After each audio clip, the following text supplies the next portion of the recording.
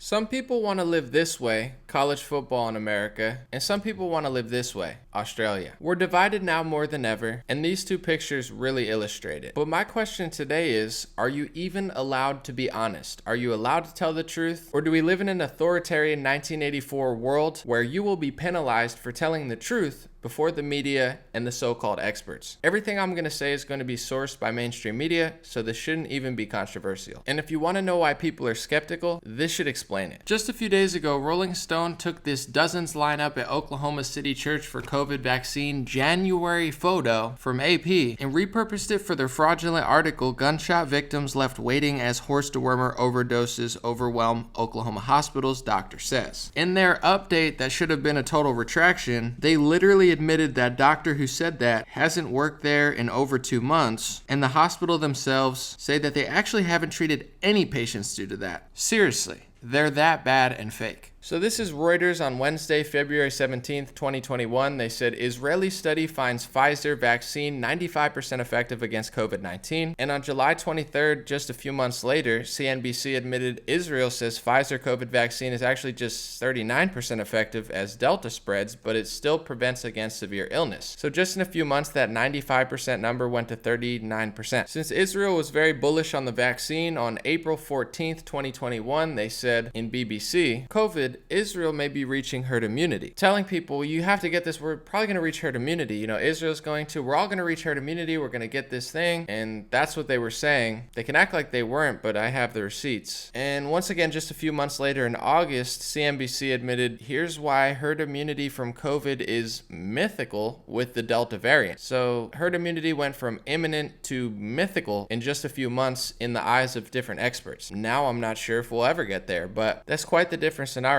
Fortune.com in April said it's official, vaccinated people don't transmit COVID-19. CDC Director Rochelle Walensky this week declared that vaccinated people do not carry the virus. I believe that's a direct quote. Hopefully that wasn't an April Fool's joke, but it would almost make more sense if it was, because it didn't take that long to turn around, and CNN said in August, fully vaccinated people who get a COVID-19 breakthrough infection can transmit the virus, US CDC Director Rochelle Walensky said Thursday. So the flip-flop in just a few months from vaccinated people do not carry the virus to they actually can and do. And don't let the television lie to you. The experts don't even agree with each other. I know they pretend like they all are this happy group of scientists and everybody just 100% agrees on everything and they're 100% right all the time, but that's actually not the case. For instance, Israel, Pfizer, etc. are rolling out the booster shots, the third vaccine dose, for millions of people around the world, but the World Health Organization says no conclusive data yet on need for COVID-19 booster shot. This was in August 25th, 2021. I'm sure they'll eventually change their mind on that, like most of the experts do on literally everything. But as of August 25th, 2021, the WHO says no conclusive data yet on need for COVID-19 booster shot. Specifically, Tedros, their leader, spoke on it, and quoting Reuters, the data on the benefits and safety of a COVID-19 vaccine booster shot is inconclusive.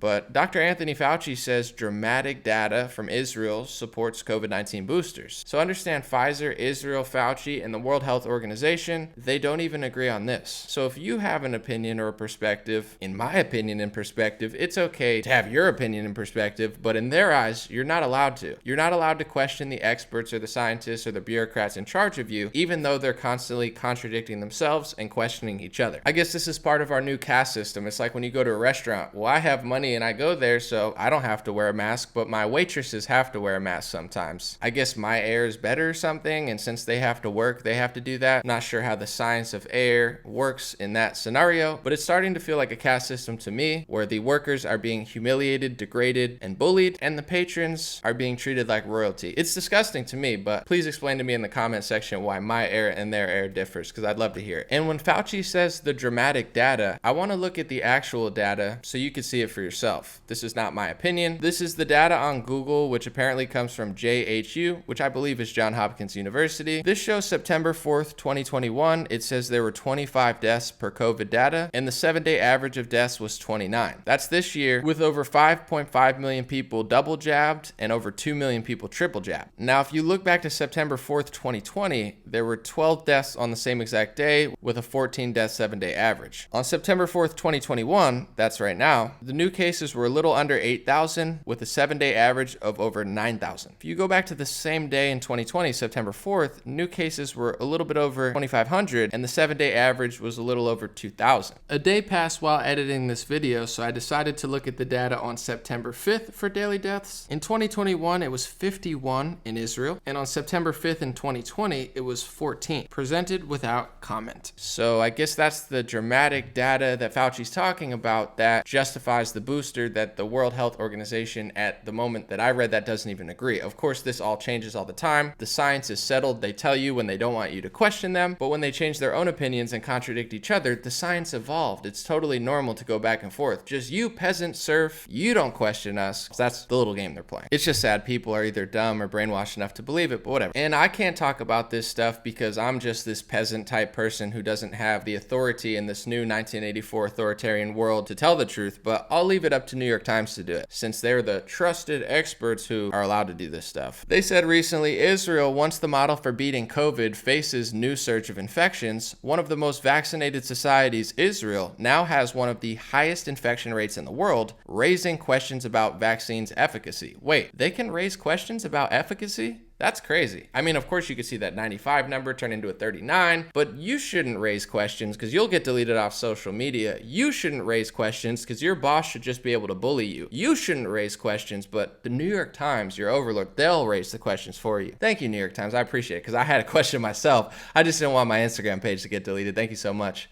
In that article, they actually said, unlike previous epicenters of infections in Israel's crowded, less vaccinated, ultra-Orthodox communities, this scourge primarily took hold in well-vaccinated middle-class suburbs. I'm shocked they admitted that. Thanks for not just blaming the Orthodox. It's nice of you. It was starting to seem a little anti-Semitic. No, I'm just kidding. But seriously, thanks for actually telling the truth about this, New York Times. It's nice to see that for a change. Business Insider said Israel has one of the world's highest daily COVID-19 infection rates despite high vaccine uptake. Andrea Mickelson, August 21st. Thank you, Andrea, for telling the truth. I can't do it, but you can. Thank you. And the Wall Street Journal recently said in Israel, being fully vaccinated now means 3 shots. Israeli study finds booster shot of Pfizer vaccine can give a 10-fold protection against severe illness. So in order to be fully vaccinated in Israel, you need 3 shots now. So for anybody that's walking around so pompous in America, I am fully vaccinated. You are below me, little peasant. For now, you are. And the booster, whenever our CDC and FDA, whatever, whoever's calling the shots, they're going to decide when you're fully vaccinated or not. So it might be time to get back in line for a booster soon. In America, be on standby. In Israel, you're no longer fully vaccinated if you got the 2. You need the 3rd. What does that mean exactly? Let's read. Holders of Israel's vaccine passports must get a 3rd dose of the Pfizer-BioNTech vaccine within 6 months of their 2nd dose or lose the so-called green pass that allows them more freedom. What's funny about that is you need a 3rd dose to be fully vaccinated, yet Google, for some reason, hasn't updated that, and they're claiming that fully vaccinated means the 2nd dose. So if anybody works at Google, I'm not an official fact checker, but maybe it's time to revisit Israel and understand that fully vaccinated actually means the booster shot. So you're welcome. If you guys want to pay me, you're welcome for helping out. I know you guys love checking the facts, so you might want to update that. It's wrong, Google. Anyway, back to the Wall Street Journal article. More than 2 million of Israel's population of 9.3 million have already had a 3rd shot, including 70% of Israelis aged 60 or over and nearly half of over 50s. Israel's government considers the booster shot a necessity, with the country experiencing one of the worst COVID outbreaks despite 78% of Israelis aged 12 and over having received 2 shots of the Pfizer vaccine. It's such a good business model. I wish I had a product that if the efficacy dropped, I take no responsibility. I just keep selling the product. That sounds epic. Maybe I'll do that with my hats. Just 2 times a year. You buy it once, you pretty much got to buy it forever, and I'll ban you from society if you don't keep buying my hats. GodBlessHats.com. Sounds like a good business model, but I'm not that bad of a person, so I won't do that. But something to think about. Now, once again, I can't say this. I'm surprised Bloomberg Business said it on their Instagram page. They wrote a whole article about it. It says a previous bout of COVID may prevent Delta infection better than a Pfizer shot, in which Bloomberg Business was citing some Israeli data. Wow, that's shocking that they even said that. I condemn that. Okay, listen, Whoa, that's really bad. No, I'm just kidding. Actually, I'm trying to play by the rules. Bloomberg is owned by Michael Bloomberg, so I think anybody who disagrees with that headline is actually an anti-Semite. So cool it with the anti-Semitism, folks. You have to read that headline and believe it. Disagreeing with it is starting to seem a little bit hate speechy to me, but listen, I don't make the rules. And this is about good health, folks. And you know it's about good health because Las Vegas will put a mask on you in most facilities, but they'll allow you to take off a mask in order to smoke inside their property. Nothing screams good health like forcing a cloth over people's breathing holes unless they want to take it off their breathing holes in order to smoke a cigarette. Now that's somebody who really cares about your health. Are they still doing free French fries and donuts? Because I'm hungry. I'm trying to get healthy. I mean, I work out, exercise, but that's Joe Rogan nonsense, conspiracy theories. I should just sit on the couch and drink high fructose corn syrup, watch the NFL, and go get my free bribes for this product that's just totally awesome. Anyway, jokes aside, it's kind of gross to me that people don't realize the real toll that all this stuff is having, the lockdowns, treating people like crap, etc. USC's record number of drug overdoses driven by opioids in 2020. More than 93,000 people died of drug overdoses in the US last year. It's really sad. Fentanyl especially is a big killer that no one talks about. Please be safe, kids. December 20th, 2020, Yahoo News admitted overdose deaths surpassed COVID-19 deaths in San Francisco, where a record of 621 people died of drug overdoses in San Francisco that year, a higher number that far outpaces the 173 deaths at the time from COVID-19 in the city. So there is a toll that we should be able to talk about, I think, right? We should be able to have a conversation, a discussion, a debate, but the medical authoritarian psychopaths, as I call them, they act like they're the overlords that can't be questioned, even though, like I just proved, they constantly question themselves, they constantly change the data, it's constantly evolving, and they constantly move the goalposts. But let's take a look at some other data, a metric that they don't talk about very much, what I would consider the most important metric, but I'm no expert. It's deaths per capita, how many people are dying and per population size. So this comes from worldometers.info. I filmed this video on September 5th, Sunday, 10 o'clock p.m. Pacific time, because one time I did this and they fact checked me and said, fact check, this wasn't the data on the day Anomaly made the video, and it actually was. The fact checkers are morons or not good at their job, but anyway, this was the data on worldometers.info, deaths per million population. You can see Peru is number 1 at 5,922 at the making of this video, and Hungary's number 2, way lower at a little above 3,000. That's a lot of deaths in Peru from the COVID data. Number 1 by far. Do you know what's also interesting about Peru? The Telegraph admitted before that Peru had the toughest lockdown in the world and still ended up with the worst fatality rate.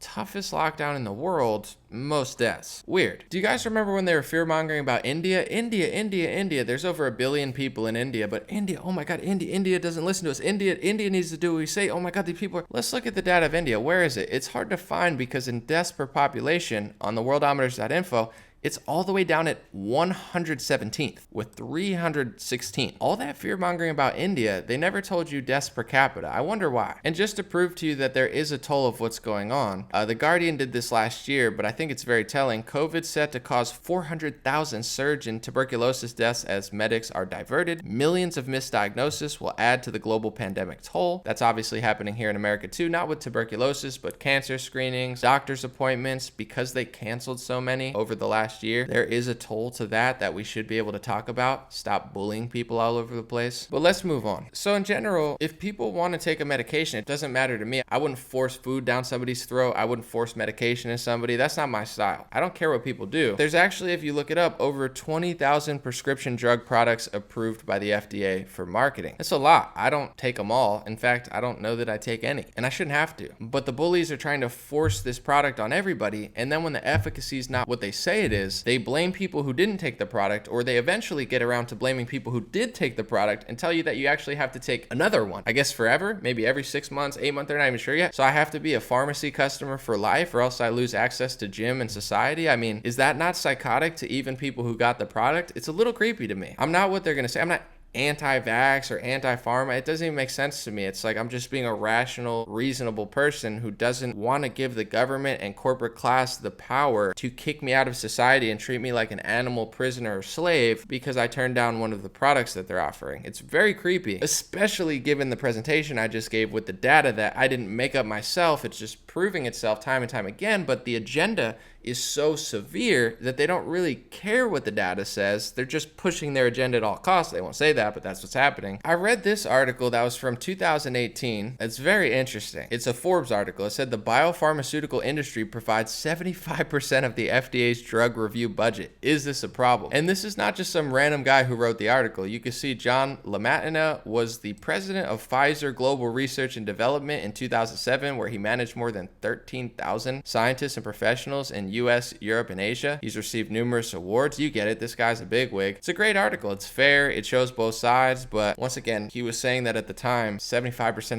the FDA's drug review budget came from the industry. It's a good read. But either way, God bless America. God bless the world. And good luck to Pfizer with their Comirnaty product that is now the first COVID-19 vaccine that is approved, that will now be pretty much forced on millions of people. I mean, they'll say it's not forced, but you can't go to school, you can't keep your job, you can't eat at certain places in New York City. They're trying to basically outcast you and treat you like a criminal, slave, peasant, or second/third/fourth tier citizen if you don't get it. So they are bullying people and holding people for ransom and threatening them. They can act like they're not, but that's what they're doing. So God bless the people who are putting up with that, because I know it's weighing on the mental health of millions of people. And I think it's so evil and so wicked, especially given opioid overdoses, suicides, and all of what America's facing. I mean, childhood obesity's up. Of course, they don't give a crap about that, because they'll probably just shove some pharmacy pills in these kids' mouths, and now they're making even more money. They don't care about health, but we can pretend like they do, whatever. Yeah, oh yeah, they really care about health, for sure. But sarcasm aside, I really pray for people, because I know what people are going through, so I just want to let you know, I care about you. I know politicians on both parties don't. I know the media doesn't. I know everybody's bickering over everything, global politics, etc., but I just want to let you know, I care about you. God bless you, and please stay strong. This world is a better place with you in it, and I hope that you stay mentally strong. You stand up for yourself, whatever you believe in, whichever side of the fence it's on, peacefully, honestly, legally, of course, but please stay strong, because I know a lot of this stuff is having a huge mental and psychological toll on people, and almost no one's talking about it, and almost nobody seems to care.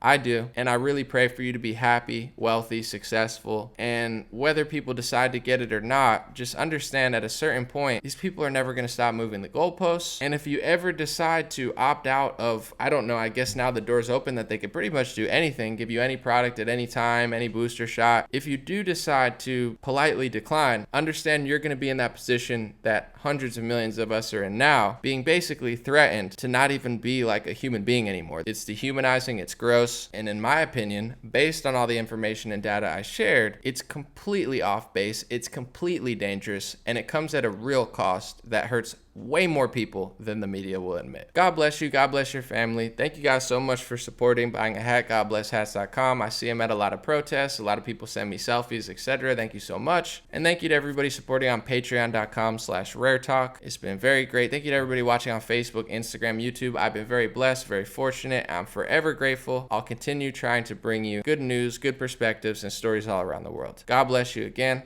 Have a beautiful day.